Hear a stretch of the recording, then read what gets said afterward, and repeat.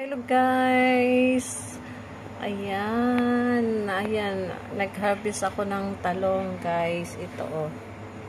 Ito yung aking tanim na talong. Tapos, dalawang malalaking upo, mga repolyo. Ayan guys. Tapos, mga kamatis na hinarvest ko today. Ayan, kasi magtatag-araw na ba? Medyo, ano na siya. Madadry.